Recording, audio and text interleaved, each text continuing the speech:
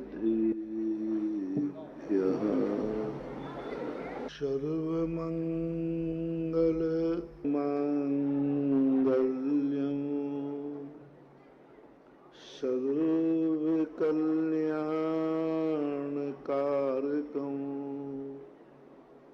प्रधानं सर्वधर्माणां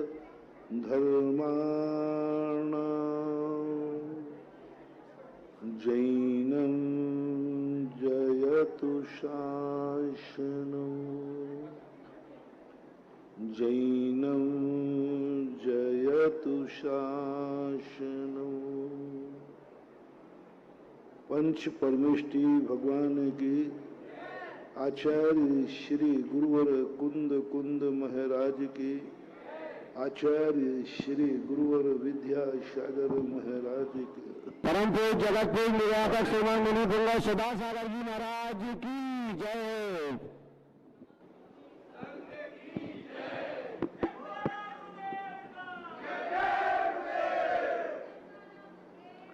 इस दुनिया में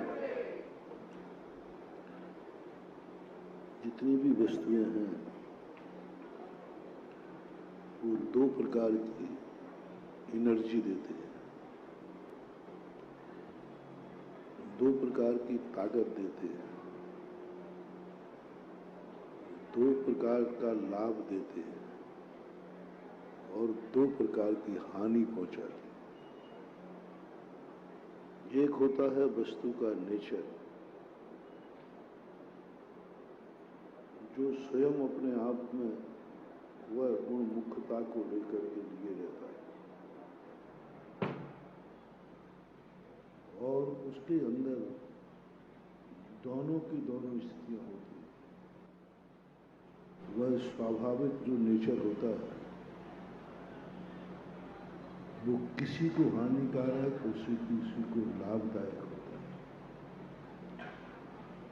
सर्व का जहर किसी के लिए नुकसानदायक है, किसी को हानिकारक है और किसी को लाभदायक है। भीम के लिए जब सर्प ने काटा तो उसको लाभदायक हुआ, उसका जहर उतर गया, और दूसरे लोगों को यदि सांप काट ले तो मर जाए। इसलिए संसार में जितनी भी वस्तुएं हैं, ऐसी कोई वस्तु नहीं है जो सर्वथा हानिकारक ही हो, ऐसी कोई भी वस्तु नहीं है जो सर्वथा लाभदायक ही हो, वह भगवान भी क्यों न हो, वह गुरुजन भी क्यों न हो। कहीं न कहीं से उनमें एक ऐसी परिणति पाई जाती है जो किसी न किसी का विनाश तो करेगी। जो वस्तु किसी को विकसित कर सकती है, वह वस्तु किसी का नाश भी कर सकती है।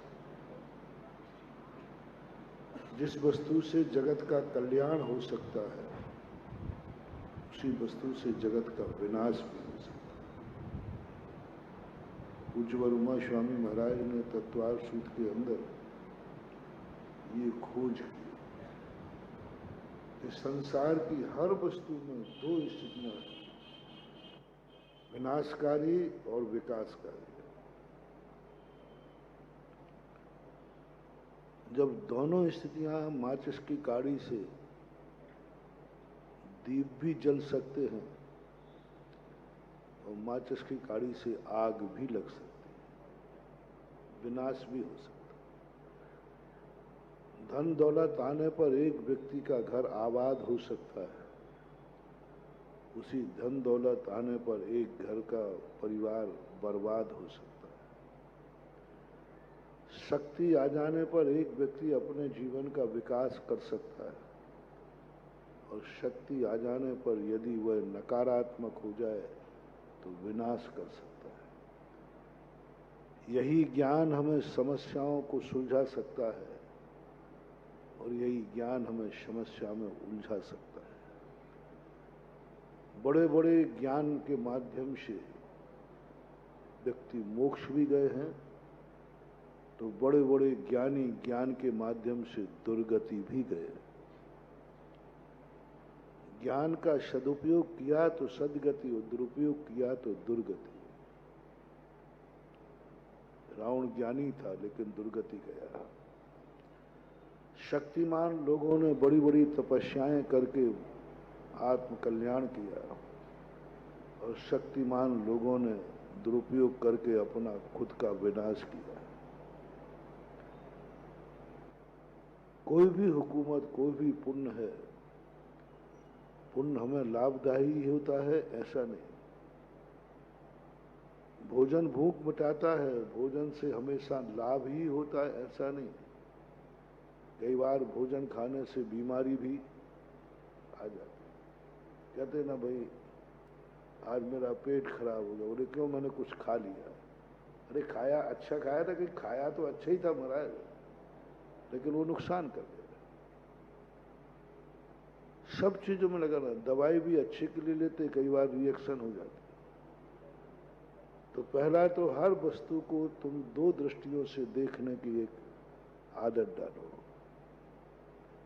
सबसे बड़ा एक अपने सोच में आ जाए, संसार में किसी भी वस्तु को बुरा मत मानो, मात्र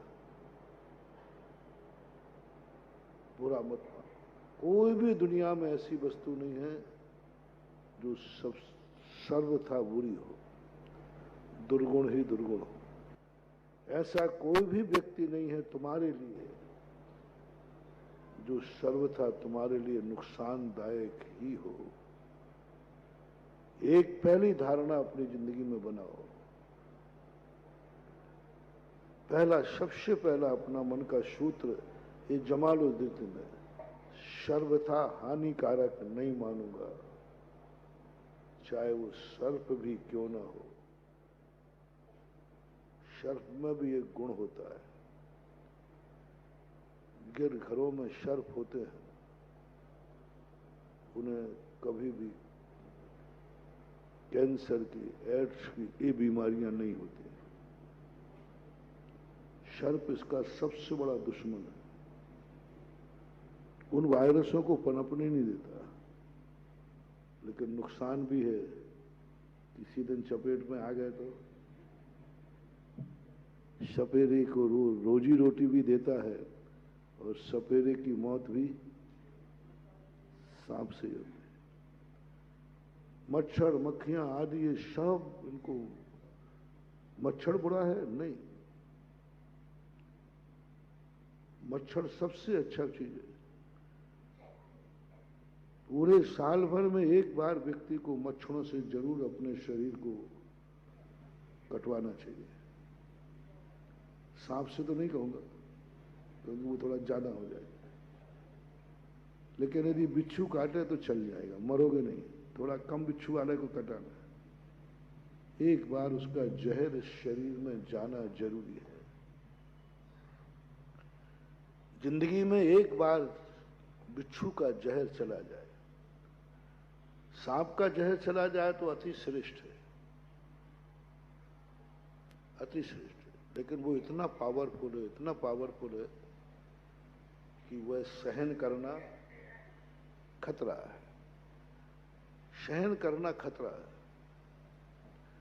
लेकिन बिच्छू का जहर यदि एक बार जिंदगी में तुम्हें कभी बिच्छू ने डंक मार दिया हो, बहुत महानुभाव, ये प्रकृति का टीका है।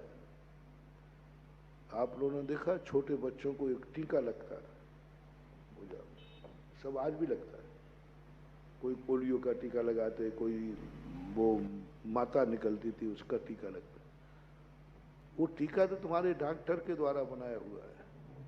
प्रकृति ने बिच्छू मात्र इस टीका के लिए बनाया है। बिच्छू को जो जहर दिया डंक में, एक बहुत बड़ा टीका है। एक बार बिच्छू के डंक का टीका ना जाने कितनी बीमारियों से बचा देगा, जिंदगी भर की बीमारियां। एक बार वो बिच्छू का जहर शरीर में पहुंचना चाहिए। विदेशी लोग, अमेरिका लोग इन जहरों पर बहुत बहुत ज्यादा शोध कर रहे हैं। फार्मेसी में इनका बहुत बड़ा रूप है। यानी बिच्छू भी उपयोगी है, निरुपयोगी नहीं, वो एक टीका का काम कर रहा है। मच्छर जो है महानुभाव, आजकल तुम लोग बहुत बुरी हालत हो गई। मच्छर आपको एक बार 24 घंटे में एक बार एक आध मच्छर को काटने दिया करो। मच्छर से तो ज्यादा खतरा नहीं है, पर एक आध बार काट जाए तो उसे उड़ाने मत दो। एक मच्छर को पूरा काट लेना। उस मच्छर का जो पॉइजन है, इतना जहर होता है उसमें, वो यदि बॉडी में व्याप्त हो गया, अनेक अनेक बीमारियों से तुम बच जाओगे। आज ये हर चीज पर थोड़े थोड़ी चीज में बीमारियां हो रही। खटमल जो था, पहले खटमल होता था आपके बिस्तरों में, पलंगों में, वो नींद तो नहीं लेने देता, लेकिन सबसे बड़ी दवाई थी शुगर की। खटमल सबसे ज्यादा शुगर का सबसे बड़ा दुश्मन है। इनको शुगर हो, वो अपने बिस्तरों में 10-5 खटमल पाल ले। अब आज खटमल ही नहीं मिले, सब मार डाले, सब मार डाले। यानी कुदरत ने बहुत बड़े बड़े डॉक्टर दिए थे, लेकिन उनको तो तुमने मार डाला और अब फीस दे दे करके डॉक्टरों को पालते हैं। खटमल वो जो है काटता था, पक्का है, नींद नहीं लेने देगा, लेकिन बहुत बड़ा वरदान था। ये चींटियां, ये कीड़े मकोड़े, ये नालियों में जो कीड़े करने के नेचर है, प्रकृति का बहुत बड़ा सफाई अभियान है। अपन को लगता है कि इस कीचड़ में, इस नाली में कीड़े पड़ गए, वो कीड़े नहीं है। इसका खोज आपके सामने है। सेप्टिक टैंक बनता है, उसमें क्या छोड़े जाते हैं? कीड़े। वो क्या करते हैं? इतना बड़ा सेप्टिक टैंक है, उसमें कितनी गंदगी महीनों की, सालों की सब पड़ी रहती है। अभी तक तुम्हारा सारी दुनिया गंदगी से, दुर्गंध से भर जाती है, लेकिन उसमें भी कीड़े पड़ जाते हैं। वो कीड़े उस गंध को समाप्त करते हैं, उन वायरस को खाते हैं जिससे रिएक्शन, बीमारी फैलना है। तो ये संसार में किसी भी चीज को देखना है, वो कीड़ा नाली में बिलबिला रहा है, तुम्हें गंदा लग रहा है देखने में,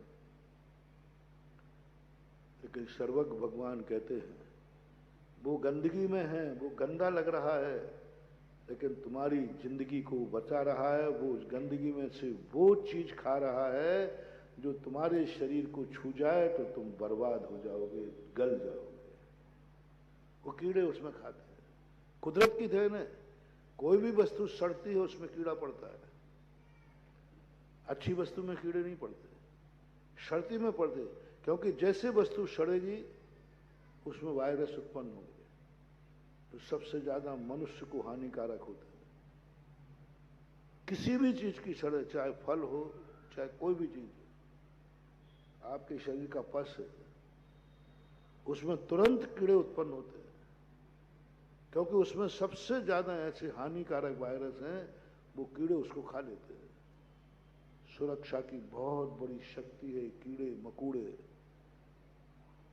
बरसात के दिनों में सबसे ज्यादा पतंगे होते, कीड़े होते। क्यों? बरसात के दिन में सबसे ज्यादा वायरस होते हैं।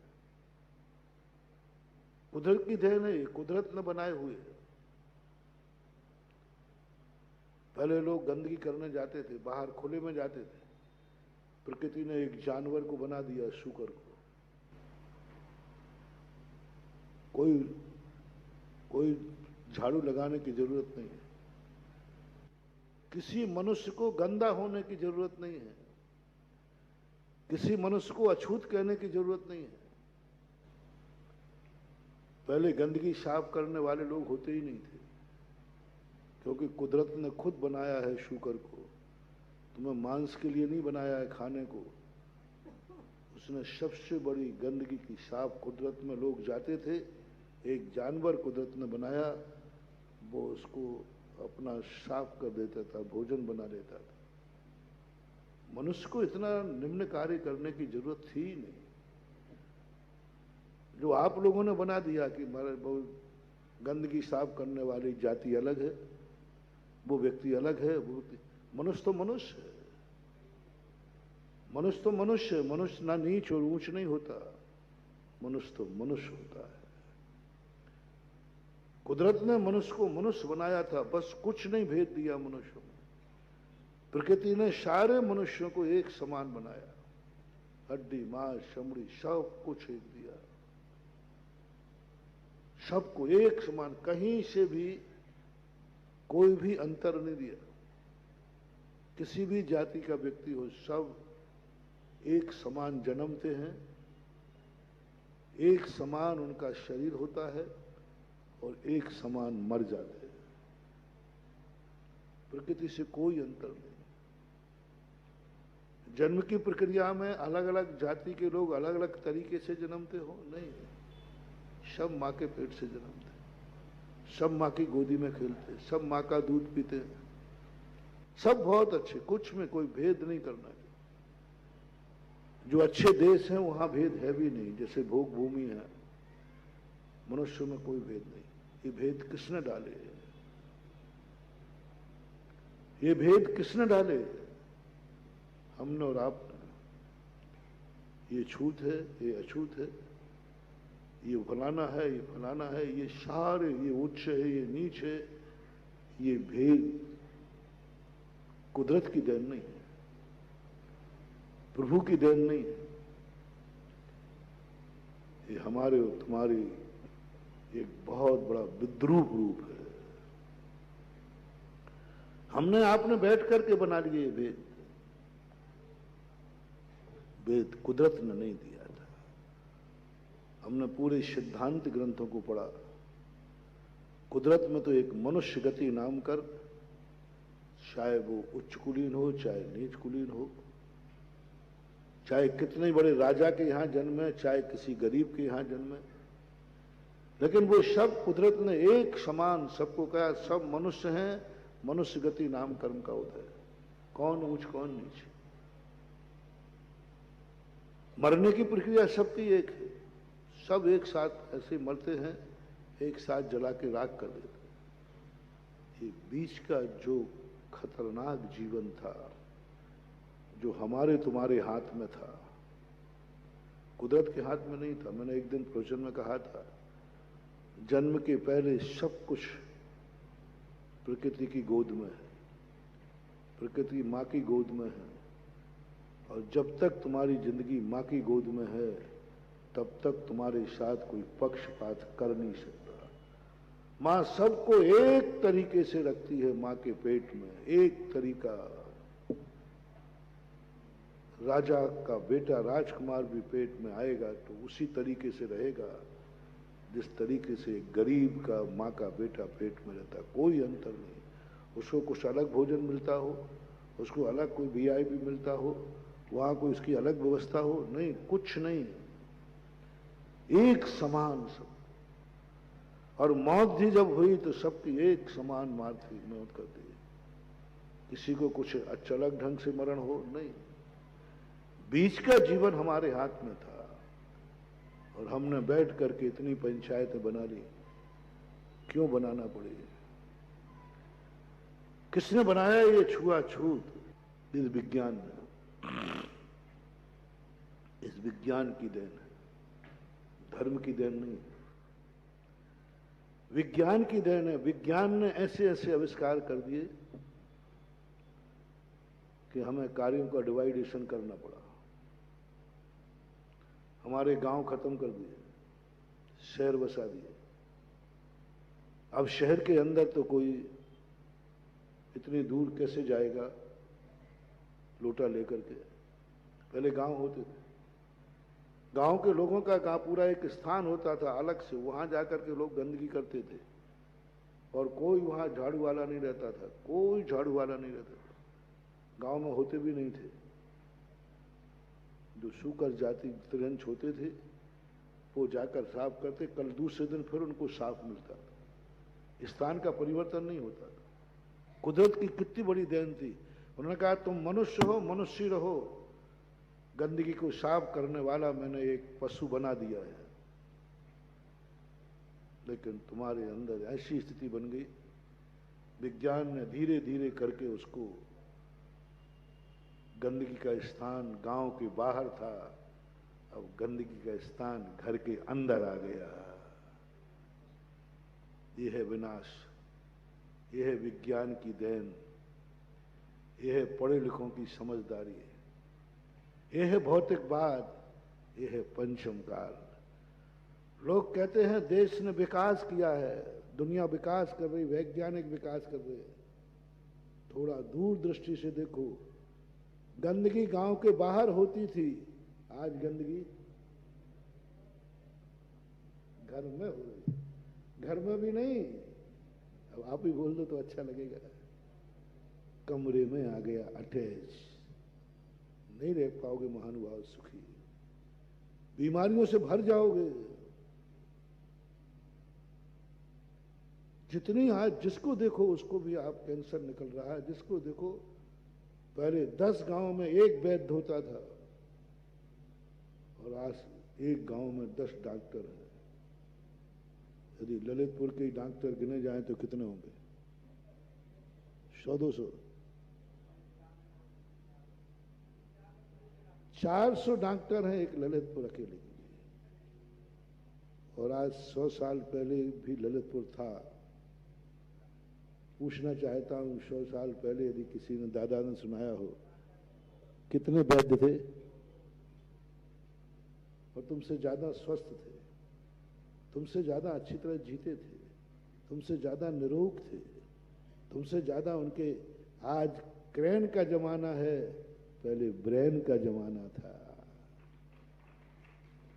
बहुत विद्रूपता आ गई।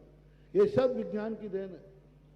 ललितपुर था, 2 वैद्य पूरे ललितपुर जिले को संभालते थे और आज 400 डॉक्टर मिलकर के भी एक नगर को निरोग नहीं कर पा रहा है। क्यों? विज्ञान।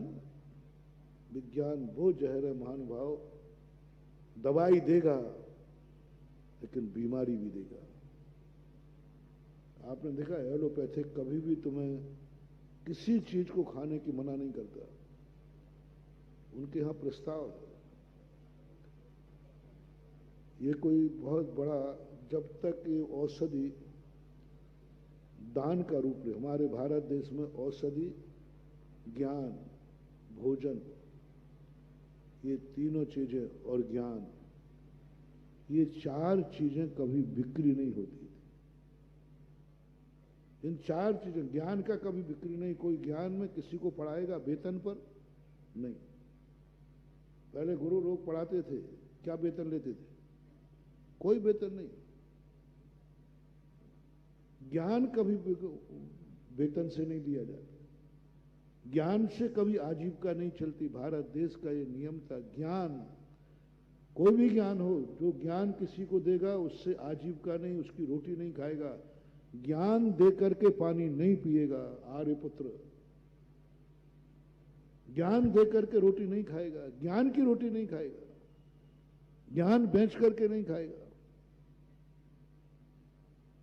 वो ज्ञान इतना महान हो जाता था कि एक दिन केवल ज्ञान प्राप्त हो जाता था।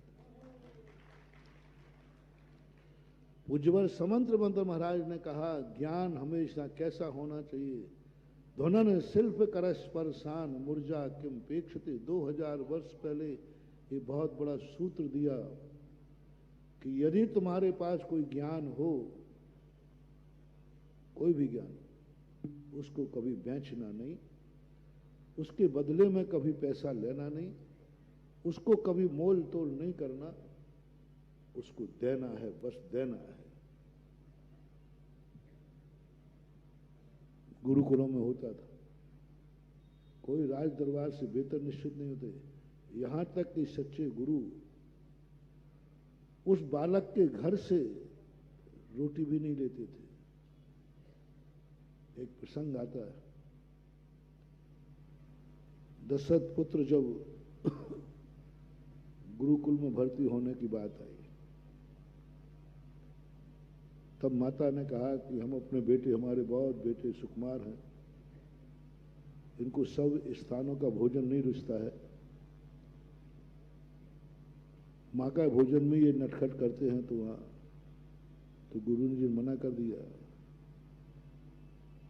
कि मैं आपके लिए भी भेजूंगा गुरु जी, आपका टिफिन, एक टिफिन आपका जाएगा, एक मेरे बच्चों का जाएगा। गुरु ने मना कर दिया, ना मैं और ना आपके बच्चे, जब तक मैं पढ़ा रहा हूं और आपके बच्चा पढ़ रहा है, घर का पानी नहीं पिएंगे, वो भिक्षा से खाएंगे। और गुरु कौन सी भिक्षा खाता था? सारे शिष्य जो उनके विद्यार्थी होते थे वो भिक्षा मांग के लाते थे, गुरु के सामने रखते थे, और गुरु उसी भिक्षा में से शिष्यों के साथ बैठ करके खाता था। कोई गुरु का भोजन अलग होगा, उनको वीआईपी भोजन होगा? नहीं, शिष्य जो मांग के लाए, जो मिला है, सूखा रूखा जो कुछ भी मिला है, शिष्यों के साथ बैठ करके, भिक्षा को गुरु नहीं जाते थे, शिष्य जाते थे, लेकिन ला खाएंगे वही उनके साथ में जो खाते थे। वो ज्ञान बच्चों को मर्यादा पुरुषोत्तम बना देता है। जो ज्ञान गुरु भिक्षा करके ज्ञान देवे, भिक्षा से भोजन करके, क्यों साधुओं को भिक्षा के प्रवृत्ति बनाई? कोई भिखारी है क्या? क्यों साधुओं को भिक्षा वृत्ति बनाया जाता है? क्या साधु को एक व्यक्ति भोजन कराने लायक नहीं है? महावीर ने अपने सारे साधुओं को भिक्षा वृत्ति किया। मुनि महाराज से कहा, राजकुमार बड़े बड़े, चंद्रगुप्त ने भी जब दीक्षाली राजा था, सम्राट था भारत का, भिक्षा से भोजन किया। क्यों? मैं पूछना चाहता हूं, आज वर्तमान साधुओं से तो तुम परिचित हो प्रेम बाबू, जानते, कम से कम मुझे तो जानते हो ना? और आज आप लोग ये भी परिचित हैं कि हम लोग जिन घरों से हैं उन घर वालों को भी आप प्राय नहीं जानना हो तो पता करोगे तो चल जाएगा। उन सबके घरों को पता करना, क्या वो साधु बन रहा है, उन घरों में उस साधु के लिए जिंदगी भर भोजन कराने लायक उनके पास अनाज नहीं है? एक आध बार सर्वे कर दो, है कि नहीं है? चलो उनको छोड़ो। क्या भक्तों में कोई ऐसा अमीर आदमी नहीं है जो मुझे पूरी जिंदगी भर भोजन करा सके? कितनों से हाथ उठाओ?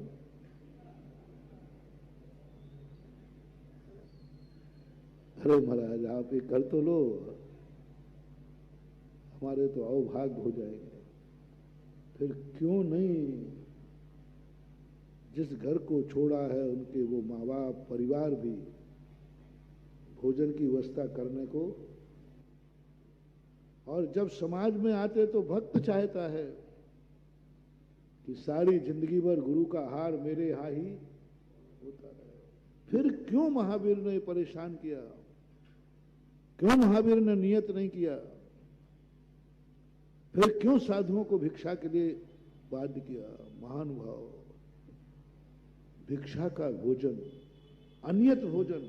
और दूसरी बात ये और कह दिया कि निमंत्रण से नहीं जाओगे, एक दिन पहले बता दो कल हमारे यहां है। अरे फिर तो सब खत्म हो जाएगा, सब खत्म हो जाएगा। इतना बड़ा साइंस दिया 2000 वर्ष पहले भट्टकेर आचार्य महाराज ने, सबसे ज्यादा साधुचर्या का मनोविज्ञान प्रस्तुत किया। पहली बात तो किसी एक घर से लेने का उन्होंने मना कर दिया। दूसरी बात उन्होंने किया, चलो कोई बात नहीं, तुम एक घर में जाओगे, आज इधर कल उधर परसों उधर, लेकिन उस घर के सदस्य को मालूम नहीं होना चाहिए कि आज तुम यहां जाओगे, उसको मालूम नहीं होना चाहिए। इसमें क्या बुराई थी? ठीक है, ये तो ठीक है कि एक घर से जाएंगे तो 2-3 हानि है। एक तो मोह जाग जाएगा, दूसरा दूसरे को लाभ नहीं मिल पाएगा, तो मामला, ये बात तो समझ में आ गई। लेकिन हम एक में ही जाएंगे, दोबारा नहीं जाएंगे वहां। लेकिन ये क्यों कि तुम निमंत्रण से नहीं जाओगे? तुम्हें आज किसके यहां भोजन करना है ये किसी श्रावक को मालूम नहीं होना चाहिए। उसको भी नहीं मालूम होना चाहिए कि आज महाराज हमारे यहां आएंगे। आपको मालूम, शाम को मालूम कर लो, सुबह मालूम कर, महाराज जी आज हमारे यहाँ, सब रिश्तेदार को बुला लो, महाराज जी कल हमारे यहाँ आएंगे। नहीं, मैंने कहा इसमें क्या बुराई है, एक दिन में एक को जाएंगे, फिक्स फायदा। देखो आज के सुधारवादी लोग कितना फायदा, आज ये कर दो, बहुत परेशान है। आज 2-2 महीने हो गए, 60-60 दिन हो गए, आपका हार नहीं हो पा रहा। महाराज जी एक फिक्स कर दो, उसमें कम से कम एक ही दिन तो परेशान होंगे। हम 60 दिन से परेशान हो रहे हैं, फिर भी आपका हार नहीं हो रहा। हाँ 2-2 महीने हो गए कई लोगों को, यहाँ नंबर लगा हुआ। अब लोगों 50 शौके लग रहे, तो 50 शौके कितने परेशान हो रहे हैं। सुधारवाद बताओ, सब जगह शुद्ध भोजन बन रहा है, शुद्ध पानी बन रहा है, सब कुछ, कितनी परेशानी हो रही है। और एक यदि फिक्स कर दिया जाएगा तो एक ही, तो और वो भी उसका बेचारे की मेहनत बेकार नहीं जाएगी। आप लोग तो बिल्कुल कहा महाराज जी यही होना कायदा से यही चाहिए, नहीं तुम नहीं पहुंच पाओगे उन महान आत्माओं की सोच तक। उन्होंने कहा क्या करोगे ऐसा करके, क्या करोगे, साधु का तो पेट भर जाएगा, लेकिन मान लीजिए चातुर्मास में रुक गए तो एक चातुर्मास के 320 दिन होते हैं, 130 दिन मान लीजिए, 130 दिन होते हैं। 130 दिन में 130 घर में ही जा पाएंगे तो कितनों को लाभ मिला, और घर पास जा रहा है। महावीर ने कहा साधु तो 130 घर में ही जाएगा, साधु तो एक दिन में एक ही घर में जाएगा, लेकिन साधु को आहार देने का पुण्य 50 लोगों को लगेगा प्रतिदिन। आहार हुआ है या नहीं हुआ सवाल नहीं है, तुमने आहार देने का भाव किया है कि नहीं हुआ, बात इतनी सी है। कितनी बड़ी पैठी है। 50 लोग, साधु एक घर में गया लेकिन 50 लोगों ने भावना भाई है, 50 लोगों का, यानी 4 महीने में साधु 130 घर में जाएगा, और लेकिन पुण्य के खाते में 5000 के खाते में लिखा जाएगा इन्होंने सबने साधु को आहार दिया है और अपने घर में दिया है। दुनिया का कोई व्यक्ति इस गणित को, साधु पहले बताओ कितने दिन रुका था, बोले 130 दिन, कितने चौके में जाता, एक में, फिर ये 5000 चौके के कैसे हुआ, वही खाते में लिखा रहेगा तुम्हारी किस्मत, इन्होंने आहार दिया, आहार दिया, आहार दिया, इस सन में 2022 में दिया, कैसे हुआ। देवता को भी दिमाग ठनक जाएगा, हुआ कैसे, सबने जाके दिया होगा एक चौके में, नहीं नहीं वो तो गिनती में नहीं है, प्रत्येक घर में आहार हुआ साधु का, और साधु एक ही चौके में गया। कितना बड़ा अतिशय है, कितना बड़ा अतिशय है। 5000 लोगों को एक चतुर्मास में लाभ दे देना, ये सबसे बड़ा मनोविज्ञान है। एक बार गुरु महाराज ने कहा था, हम लोगों ने प्रश्न किया था आप लोगों की तरफ से, महाराज जी परेशान होते हैं, वो गाड़ी भर के आ रहा है, वो आ रहा है, आप तो चतुर्मास 2 महीने पहले निश्चित कर दो, फलाने यहाँ करना है, सब झगड़ा झगड़ा सब निश्चिंत हो जाए, है कि नहीं, परेशान होते कि नहीं। आखिरी तो आने तक भी एक और धमकी, अभी 2 दिन बाकी हैं, अब हवा सब की हो गई, पता नहीं महाराज का बिहार का, मुझे अच्छा सी फिक्स क्यों नहीं कर देते, सबके चतुर्मास फिक्स कर दो, अगले साल का भी फिक्स कर दो, वो लोग तैयारी में जुट जाएं, शेष लोग निश्चिंत रहें। सर ने कहा बहुत बड़ा पाप हो जाएगा, बहुत बड़ा अनर्थ हो जाएगा। साधु की चर्या जिस दिन नियत हो जाएगी, चातुर्मास निश्चित हो सकता है तो आहार भी, तो एक निश्चित तो सब निश्चित, बिहार निश्चित है तो आहार निश्चित, चतुर्मास निश्चित, सब निश्चित हो जाएगा। फिर तो यही कहेंगे महाराज आप तो चौका निश्चित कर दो, तारीख डाल दो, इस तारीख में इनका, इस तारीख है, ऐसे आप लोगों के यहाँ होता है। और फिर महाराज जी देखो आप एक कहा तो धीरे धीरे शिथिलाचार आ रहा है। महाराज देखो बेफालतू 100 चीजें बनाते फिरेंगे, इससे अच्छा है आप बता दो ना क्या क्या खाना है। आप लोगों में यही होता है, रिश्तेदारी ज्यादा निकट की होती ना तो पूछ लेते भाई जी साहब क्या बोल, तो महाराज को भी नहीं छोड़ोगे, महाराज से भी कहोगे महाराज जी क्यों हम पर परेशान करते हो, हम बनाए और फिर आप निकाल दो तो हमारी मेहनत बेकार और हमें दुख होता है। इससे अच्छा आप आहार निश्चित हो गया, आहार का स्थान निश्चित हो गया, विहार निश्चित हो गया, चतुर्मास निश्चित हो गया, हो सकता है, कोई बड़ी चीज नहीं, महावीर कर सकते हैं। साधु को घाटा कम है। आचार्य का महान पाप हो जाएगा। मैं नहीं जान रहा हूं कि सब परेशान हो रहे हैं, चतुर्मास एक ही जगह हुआ है। मैं नहीं जानता हूं कि आहार मुझे एक ही दिन का एक ही स्थान पर करना है और ये सैकड़ों लोग परेशान। क्या ये बात महावीर नहीं जानते थे? सर्वज्ञ थे वो, क्या हम लोग नहीं जानते? हमें चतुर्मास एक स्थान पर करना, सब जगह की गाड़ियां भर भर के लोग आ रहे हैं, नारियल चल रहे हैं, चल रहे हैं। मुझे नहीं मालूम कि चौका एक में जाना है, फिर ये 50 चौका का दृष्टि क्यों डाल रहे? ओ आंखें खोल दी गुरुजी ने। उन्होंने कहा कि आप देखो चमत्कार, देखो इसमें चतुर्मास तुम एक स्थान पे करेगा कि 2 स्थान पे, लेकिन जितने लोग लगे हैं जितने लोग चतुर्मास का प्रयास कर रहे हैं, तुम चतुर्मास एक स्थान पे करोगे और जिन जिन ने प्रयास किए हैं उनको चतुर्मास का पुण्य सबके खाते जाएगा। वही प्रस्ताव कर लिया कि इस समय कमेटी पंचायत बैठी, अपन को महाराज के पास चतुर्मास का श्रीफल चढ़ाने जाना। बस लिखा गया, चतुर्मास हो गया तुम्हारा। हर लगी ना फटकरी, बस लिखा गया, मन बना लिया, श्रीफल चढ़ाया। अब महाराज नहीं भी आते हैं तो आपके खाते चतुर्मास का पुण्य लगेगा। पूरी जिंदगी में कितने चतुर्मास कर पाओगे? 100 साल जियोगे तो 100 नगर कितने हैं? नगर कितने हैं?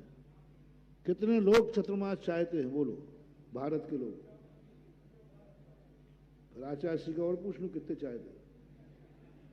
अरे आचार्य तो बाद में रही, पहले मेरे ही बता दो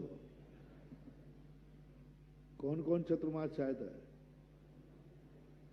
अरे सब करा देंगे, जिनके यहां हो गए तो वे तो मत उठाओ हाथ। वे तो महाराज और पहले, क्योंकि वो टेस्ट ले चुके हैं।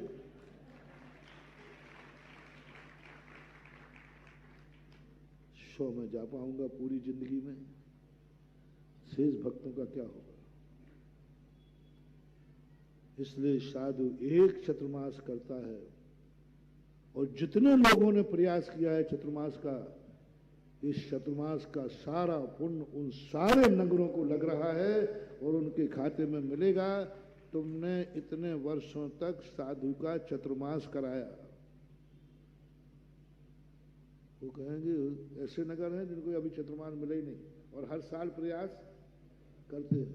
हर साल तुम्हारे यहाँ चतुर्मास हुआ? बोले साहब नहीं हुआ, एक बार भी नहीं हुआ। बोले हुआ है, हुआ है। आपने प्रस्ताव भाव किया था ना, आपकी भावना ही चतुर्मास है। कृत कारित और मन वचन काय। काया से नहीं हो पाया लेकिन मन से तो हो ही गया ना। तुमने प्रस्ताव कर लिया चतुर्मास कराना है। आप एक बात, दूसरी बात, जितने दिन तक चतुर्मास घोषित नहीं हुआ उस समय उनकी विशुद्धि कितनी बढ़ गई। एक व्यक्ति के जल्दी चौके में हार हो गया। देखना घाटा, देखना जिसकी जल्दी होने वाला है। बड़े अहंकार जड़ापन तो बहुत जल्दी, पुण्यात्मा जीव हैं, बहुत घाटा है तुझे।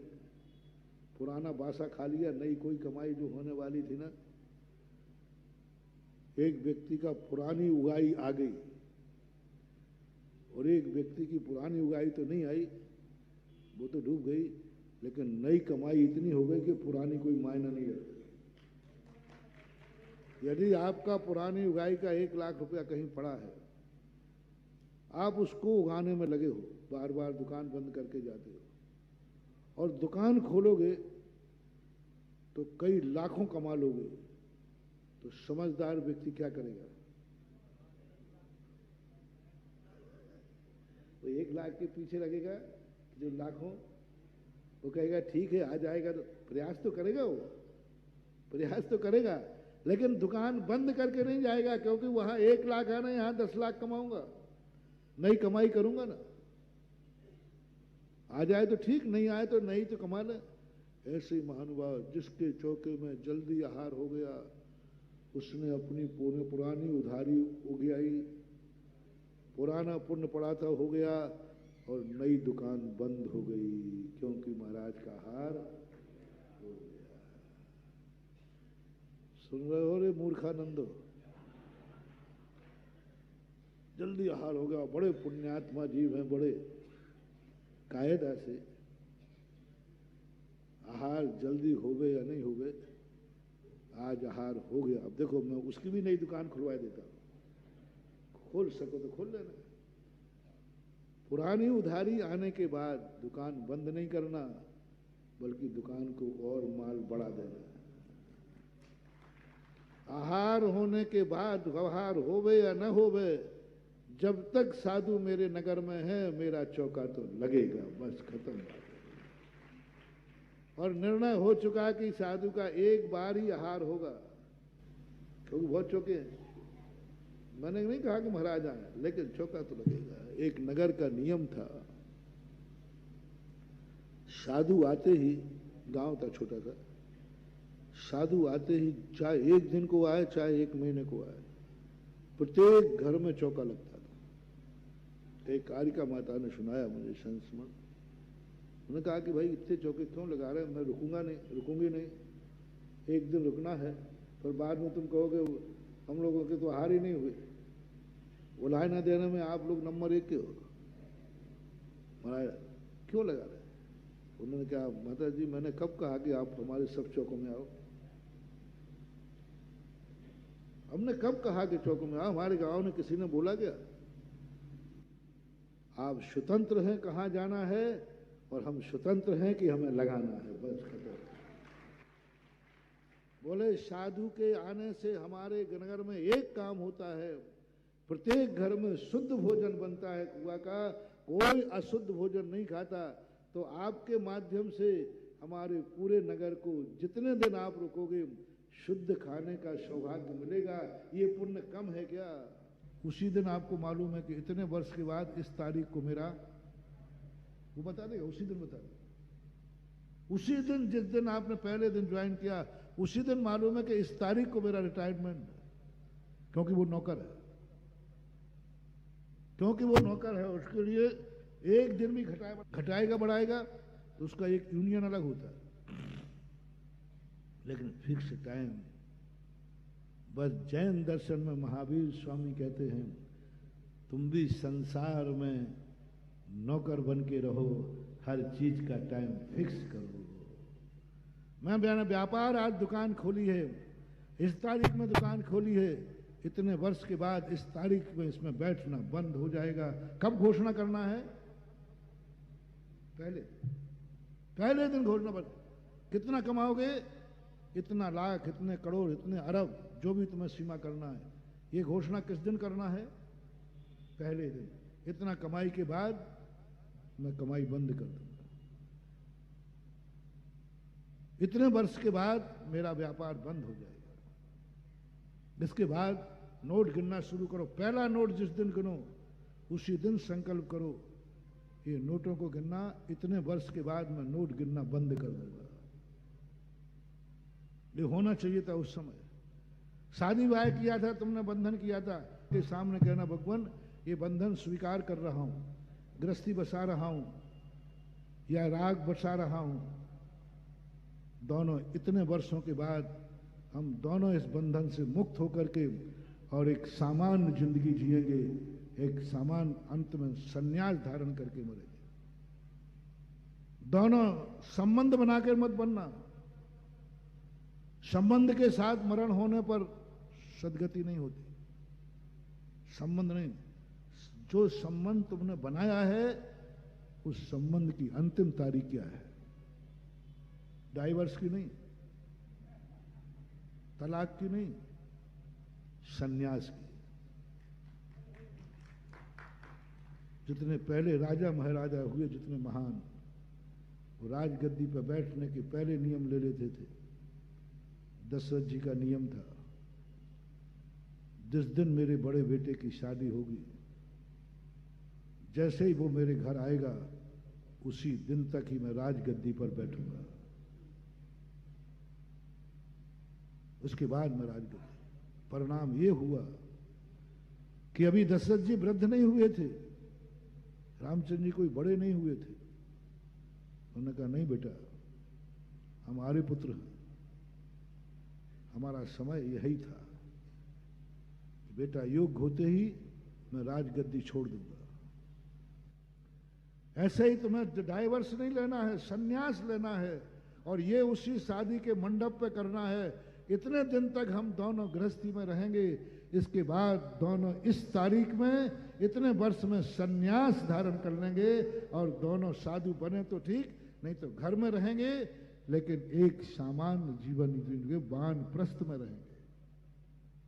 वो तारीख वहां निश्चित होना चाहिए थी, मकान की तारीख होना चाहिए। आज मैं नागल कर रहा हूं, इस मकान में प्रवेश कर रहा हूं, इस मकान में इतने वर्ष रहूंगा, इसके बाद इस मकान का त्याग करके संन्यास ले लूंगा। बस इतने वर्षों तक मकान में रहूंगा, उसके बाद मेरा वानप्रस्थ हो जाएगा, उसके बाद मैं सन्यासी हो जाऊंगा, उसके बाद नहीं रहूंगा। जो कुछ भी तुमने किया है, हम किसी भी चीज की सीमा नहीं बांध रहे, जो कुछ भी तुमने शुरुआत किया है उस सब पर एक अंतिम तारीख, एक्सपायर डेट, एक्सपायर डेट। जो भी क्रिया तुम करते हो, बहुत लेट हो गए, बहुत लेट हो गए, चलो कोई बात नहीं, भूल चूक लेना देना आगे फिक्स कर। जो हो चुका, जो हो चुका, अब पुरानी बातें निकालने से क्या मतलब? जो हुआ सो हुआ, अब मत खोदो कुआ, इतने में बोला सुआ, सब मिल खाओ मालपुआ। चलो आज सही, जब जागो तभी सवेरा। आज तुम्हारी हर सीमा पर घर में मीटिंग कर लेना, हर चीज पर विचार कर लेना। एक्सपायर डेट आपको देना है हर चीज की। कितना गिनोगे, कितना करोगे, कितना बारात में जाओगे, कितने मकान बनाओगे, कितना व्यापार करोगे, कितना झूठ बोलोगे, जो कुछ तुम्हें करना है अंतिम तारीख आप घोषित कर दो।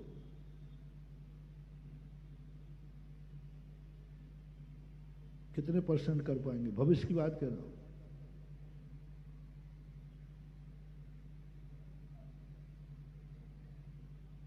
इधर सब चीज की अंतिम तारीख पूछ रहा हूं। मुझे मालूम है तुम नहीं करोगे, नहीं करोगे, तो फिर दूसरा एक मेरे बात मानो, बस धर्म को भी असीम कर दो। मैं इसको कब तक करूंगा? मंदिर कब तक जाओगे? माला कब तक फेरोगे? दान कब तक दोगे? कितना दोगे? कितना दोगे? स्वाध्याय कितना करोगे? मगर कोई सीमा नहीं, असीम। आज के बाद मैं किसी धर्म क्रिया की सीमा नहीं बांधूंगा। मंदिर कितनी देर को जाओगे?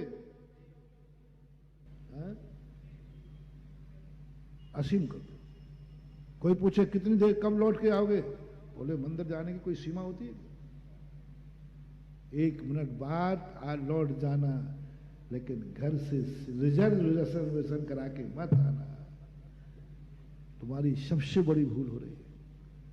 अब मैं पूछता हूं मंदिर से, घर से तुम कह के आते हो भीलवाड़ा और कह के आए होगे, कितने कब तक लौटोगे? अब महाराज वो रिजर्वेशन आपको मालूम नहीं, वो गाड़ी रिटर्न की है ना? कोई बात नहीं, कोई बात नहीं, व्यवस्था है। अब मैं पूछता हूं, यहां से जाते समय कब लौट के आओगे? महाराज ये कोई बात है क्या? तो वो कोई बात है क्या? वहां जब तुमने कहा कि मैं इतने बजे इतने दिन में लौट के आऊंगा, शिखर जी जा रहा हूं, इतने दिन लौट के आऊंगा, कोई बात है कि महाराज नहीं लौट के आए? तो हो सकता है नहीं लौट के आए, तो शिखर जी से कई लोग नहीं लौटे, तो वहां तुमने सीमा क्यों बांध दी? नहीं साहब इतने बजे, देखो साहब ये रिटर्न रिजर्वेशन है। बस यही तो मैं पूछ रहा हूं, मंदिर का रिटर्न रिजर्वेशन और बता दो, मैं ज्यादा परेशान नहीं करूंगा। शिखर जी का रिटर्न रिजर्वेशन बता दो, मैं परेशान नहीं करूंगा। घर से मंदिर आए हो तो कह के आए हो 1 घंटे में आ जाऊंगा। कभी मंदिर से जाते समय प्रभु से कह के जाओ लौट के कब आओगे? मंदिर की सीमा है, मंदिर की सीमा है, संसार की सीमा नहीं है। कब लौट के आओगे?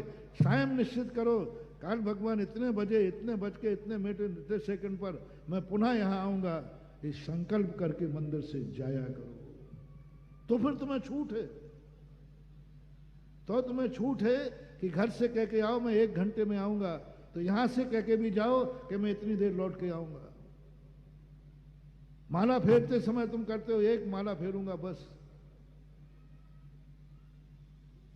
लेकिन फिर कब फेरोगे? फिर कब फेरोगे? तो महाराज ये कोई बताने की चीज है? थोड़ा बहुत आगे पीछे नहीं, असीम कर दो। यहां आज के बाद मंदिर जाऊंगा, लेकिन मंदिर में कितनी देर? असीम कर दो। 1 मिनट बाद लौट जाना, लेकिन संकल्प करके मत आना कि मैं मंदिर में इतनी देर रुकूंगा।